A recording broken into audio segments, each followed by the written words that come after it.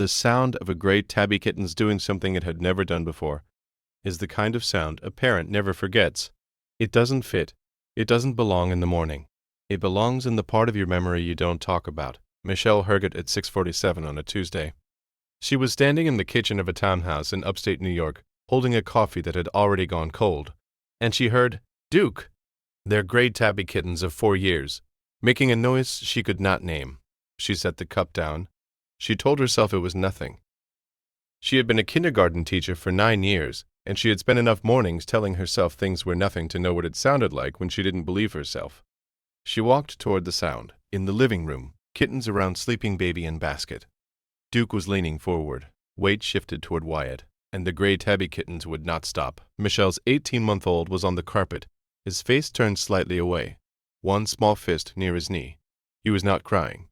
He was not laughing. He was just there, and Duke was doing this thing she had never seen before. She called Duke's name. The gray tabby kittens did not move. She called again. Nothing. She crossed the room and lifted Wyatt into her arms. Duke followed. Not aggressive, not threatening, just following. Close eyes locked on her son's face. Breath slightly too fast. She told herself it was a phase. She told herself dogs got strange sometimes.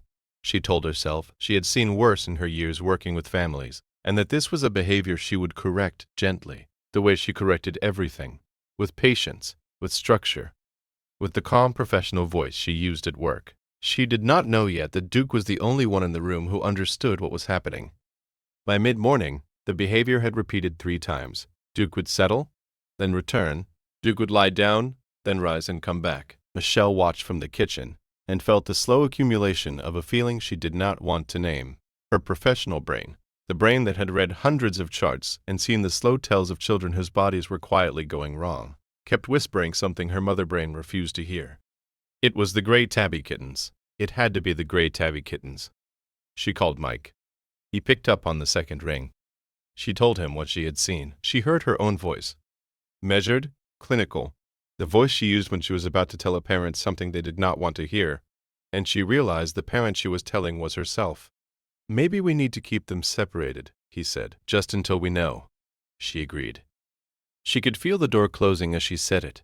She could feel the part of her that had loved this gray tabby kittens for 4 years, stepping back to let the part of her that was a mother make the decision. By noon, Duke was outside. The afternoon was quiet. Wyatt ate. Wyatt napped. Michelle stood at the window and watched Duke pace the back patio in slow, deliberate lines. Never taking eyes off the door, she told herself this was the right thing. She told herself she had done what any responsible parent would do. She told herself the certainty she felt was earned by training and years and credentials. She was wrong about all of it. At 2:14 in the afternoon, Wyatt stopped breathing. It was not loud. It was not dramatic. It was the way real emergencies arrive.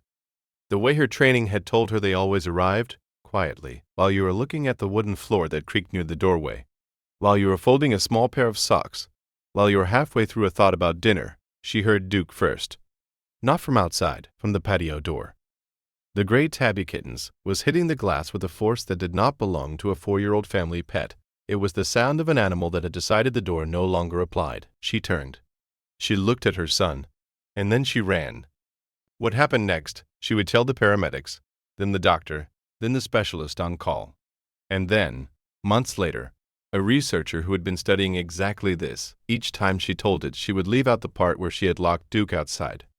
Each time she would feel the same heat rise behind her eyes. The doctor who finally explained it was a young woman with quiet hands. She used the words IS-001 on a printed sheet of paper. She said. Wyatt had been showing the earliest signs of something invisible to a parent's eye, but unmistakable to a creature whose entire world is scent. She said dogs have been documented detecting this kind of change as much as 45 minutes before any human instrument could. She said another 9 minutes and the conversation would have been very different. Michelle did not cry in the hospital. She cried in the car. She cried on the way home. She cried opening the back gate, where Duke was still standing, still watching, still doing the only job he had ever assigned himself. She knelt on the cold concrete of the patio. She did not say much. She said his name, and she did not say it twice. Duke hesitated. Then he stepped forward, pressed his forehead against her shoulder, and exhaled. That night she watched him circle the crib 3 times before lying down beside it, the way he always had, the way she had stopped seeing. She did not stop him. She never stopped him again. The researcher who later interviewed her about that day asked one question Michelle had not expected. She asked what Duke had done after. Not in the moment, not in the hospital, but in the weeks that followed. Michelle had to think. The answer was nothing dramatic. Duke had simply gone back to being Duke.